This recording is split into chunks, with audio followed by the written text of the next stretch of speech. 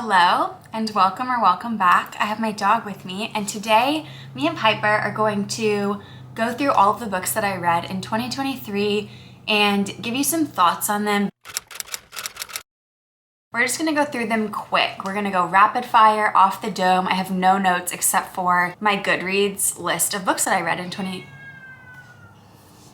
Every time that I start a video. Anyways, we're just gonna go through super quick thoughts.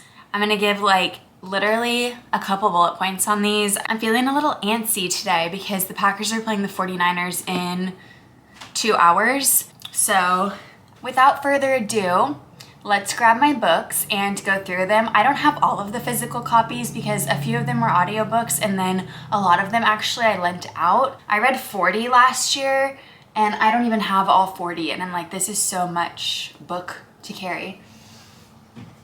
All right, let's chat. I'm actually a little nervous for this because I'm sleepy but antsy and just weird energy, but I'm trying to steal the vibes from Piper and let her calm, sweet, loving energy absorb into my spirit. All right, I started off the year with probably the most polarizing book that I've ever heard of if you're going by Goodreads reviews, because the Goodreads reviews were almost as entertaining as this book was.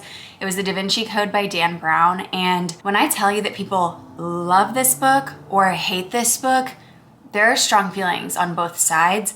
I personally liked it. It was a 4-star book for me, not that that means much, but I think some people think that it was true and maybe that's why, I don't know. I don't really understand the crazy hate and crazy love, maybe just because it's such a popular book, but really happy that I read this one, really enjoyed my time reading it. After I read The Da Vinci Code, I read a book near and dear to my heart, which is Coraline by Neil Gaiman. This was one of my favorite movies growing up, and reading this book was exactly like watching the movie. They did such an amazing job bringing this to life on the screen. I believe it was Tim Burton, and chef's kiss, amazing movie, amazing book, 5 out of 5 stars. The next book that I read was an audiobook and it's called How to Keep House While Drowning, and I would definitely recommend it if you don't like the often aggressive nature of self-help books. It was a very gentle approach to improving your life and improving the cleanliness of your space. I would definitely recommend it as a self-help book and just as a really calming book. I think that the author was a therapist, so she has very insightful things to say about not only the way that you approach your habits and your cleanliness, but the way that you talk to yourself and your internal communication about those things. I pivoted a bit after I listened to that, and I read Twilight, which, I liked it more when I read it when I was in 5th grade, which is understandable. Edward and Bella just aren't the vibe. I read it for the vibes, but it's kind of feels like when people are never meet your idols. I just shouldn't have gone back to it. I should have just watched the movies to get my fix. But this one I read. I think I enjoyed reading it, but I just was this book isn't very good. Does that make sense? It doesn't have to, because we're moving on to Midnight Sun, which was 800 pages, and it is Twilight from Edward Cullen's perspective. Honestly, this was one of the worst books I think I've ever read. It was just creepy, not good, did not need to be 800 pages, but it was. It really made me want to switch over to Team Jacob. Then I read Book Lovers by Emily Henry, which is the only romance book that I've ever given 5 stars. I loved this book so much. I thought the characters were relatable, not annoying, easy to sit with, and I thoroughly enjoyed this so much.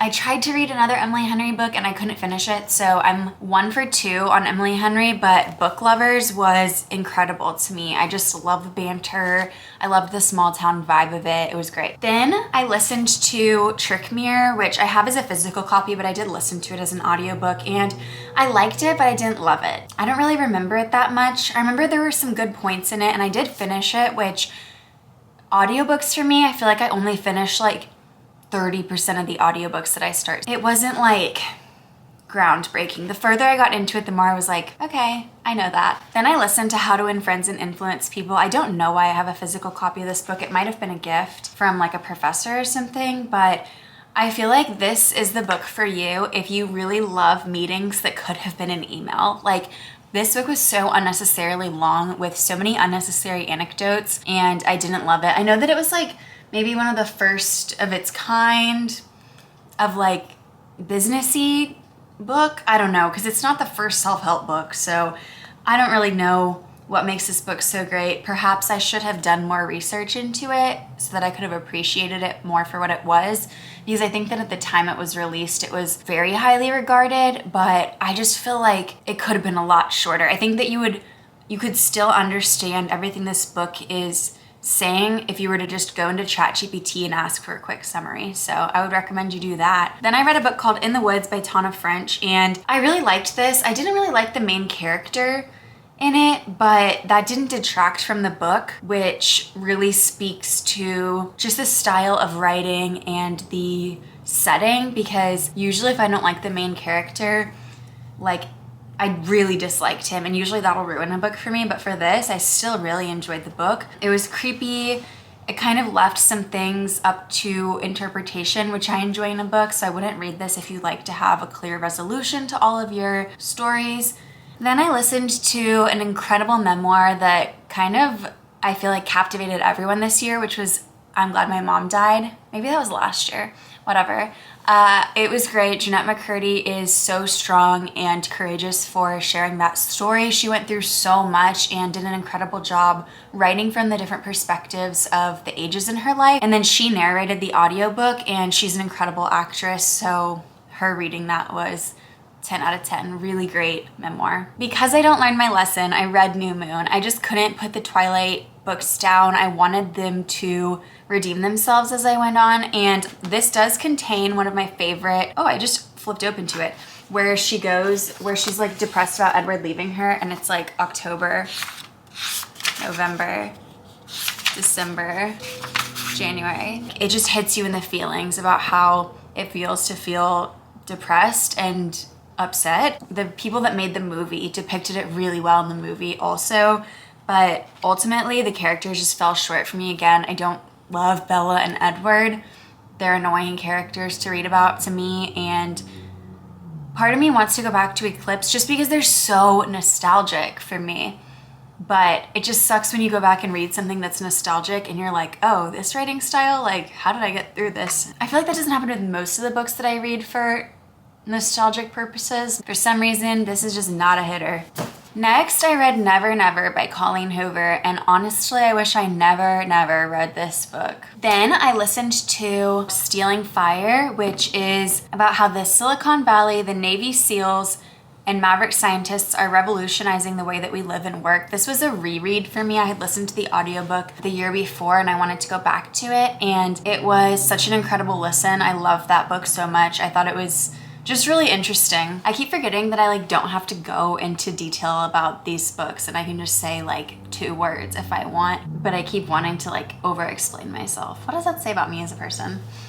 Then I read The Secret History by Donna Tartt, which did not disappoint at all. This book is so hyped, deservingly so. This is the blueprint of dark academia, and it was so good. I had such a fun time reading this book, and I read it at the perfect time in my life, and no notes, amazing book. One of my favorite of the year. And the most perfect floppy paperback.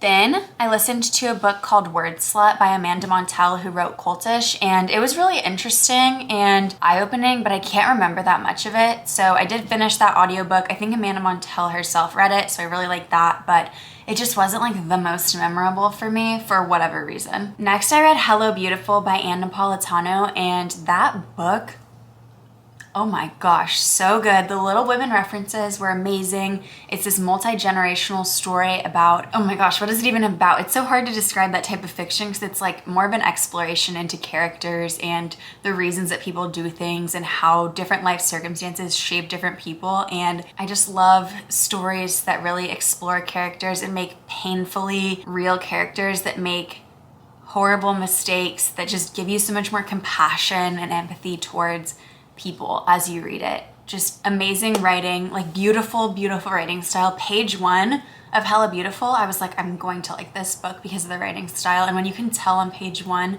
that the writing style is just really clicking with you, that's just one of the best feelings, you know? Here's a book that I read for nostalgia that did not disappoint and actually blew me away. And it was The Hunger Games and then Catching Fire as well. I read these like back to back, and I had such an incredible experience rereading these. There was so much that I didn't quite catch or fully grasp when I was younger reading these that now reading and knowing how Suzanne Collins writes and knowing that she only writes when she has something to say. And it's such a compelling, easy to get wrapped up in story, and the world building is amazing. So like, I feel like these truly are going to become classics. This series is amazing. And if you've never read it, you should definitely read it, because this is a young adult dystopian, but you do not have to be a young adult to read and enjoy this book. And I would even argue that reading it when you're a little older is better, because you can really pick up on the points that Suzanne Collins is making. And I think that you pick up on them when you're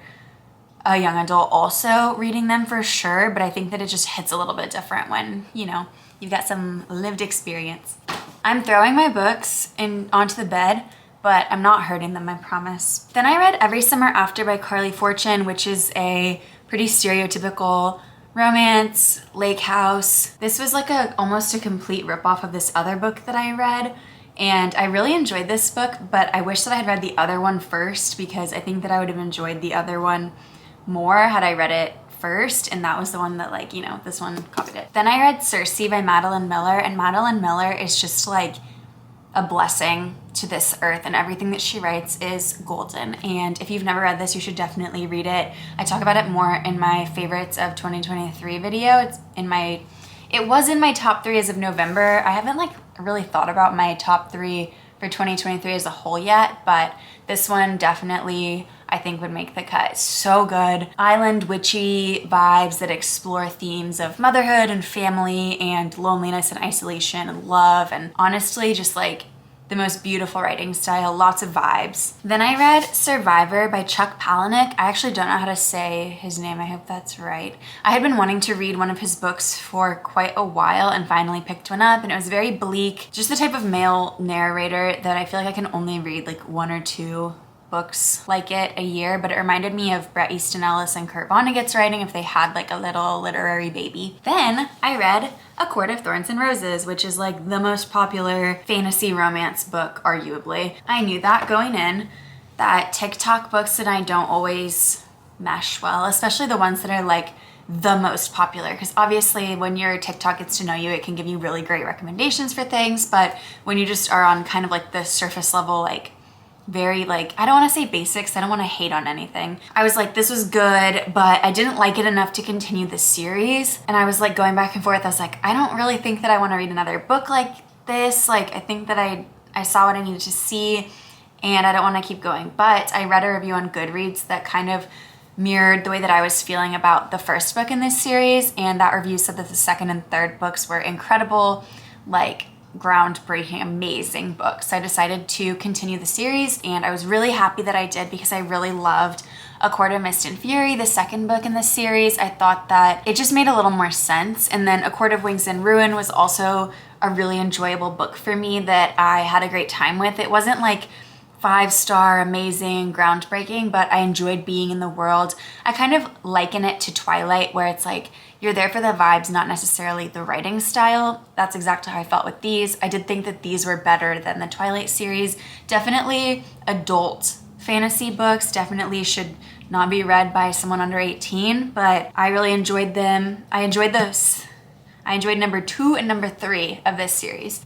Then I read number 3.5 of this series, A Court of Frost and Starlight. This book, I hated. It felt longer than the other books, even though this one's tiny. Then I read A Court of Silver Flames, which is the final book in the A Court of Thorns and Roses series, and it was good. It was vibes. I liked it better than the first book in the series, but not by a lot. Ultimately, that series I feel like is worth it if you want a fantasy romance. Like if you want to read a series, it was a good series.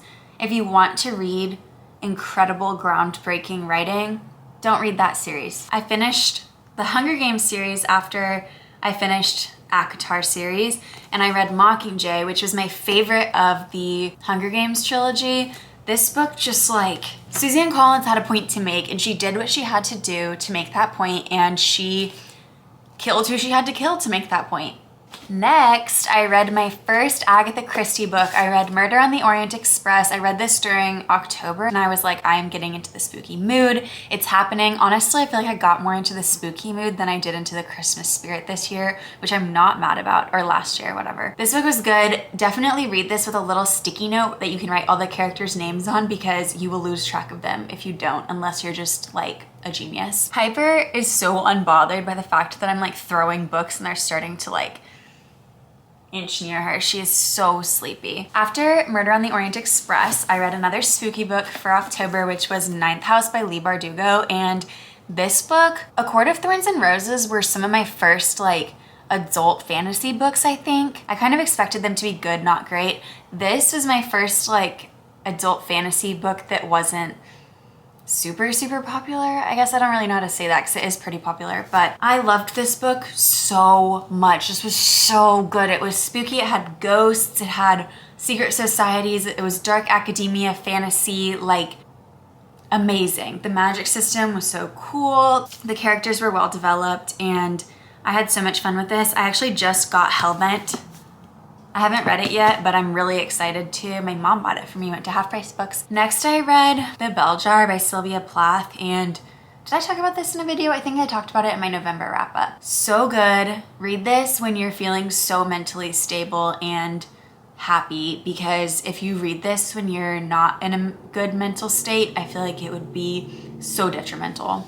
Next, I read my first cozy fantasy book. I've really been breaking into the fantasy genre and trying a little bit of everything, and I'm so excited to continue doing that this year. It was Emily Wilde's Encyclopaedia of Faeries, and it was so good. I truly enjoyed this book so much. The writing was so quirky and like flowery and fun. The vibes were great. The plot was really slow, but I feel like the characters and the setting really made up for it.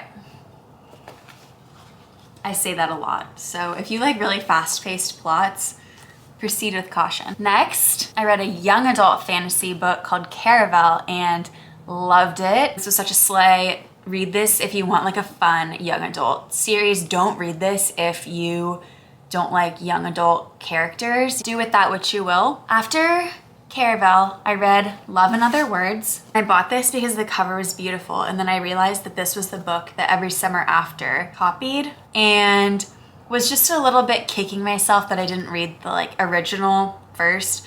Although this is a common plot, I feel like it's not like this was something groundbreaking and then Every Summer After copied it. Like they were pretty basic run-of-the-mill romance novels. The cover of this is just immaculate. Oh, I got her. Sorry. Sorry, girl. You can put your head back down. Okay.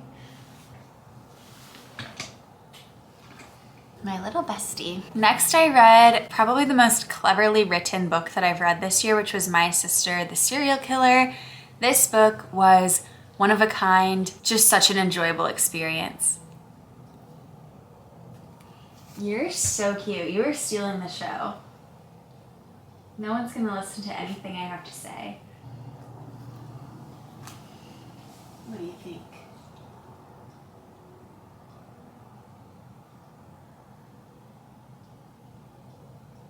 Don't mind us, we're just reading.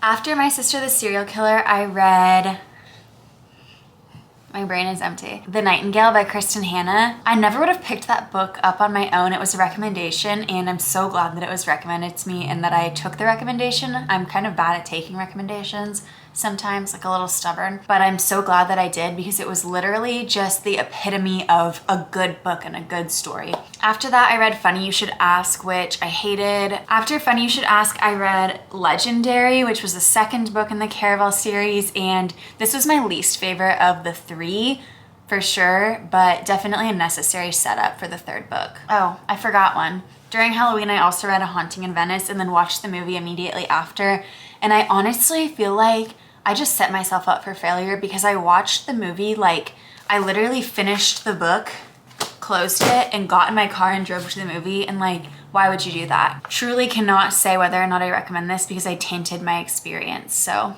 sorry. And I did talk about it in another video, but I don't remember what I said. Finally, last book of the year, really went out with a bang and read The Graveyard Book by Neil Gaiman, and this book made me cry. The perfect lightly spooky book if you don't want something, like, it's a spooky book for kids. You could read this to like a 9-year-old probably. So if you're looking for something during Halloween that is lightly spooky, definitely pick this up because I loved this book so much. And that was it. It felt like more while I was reading it.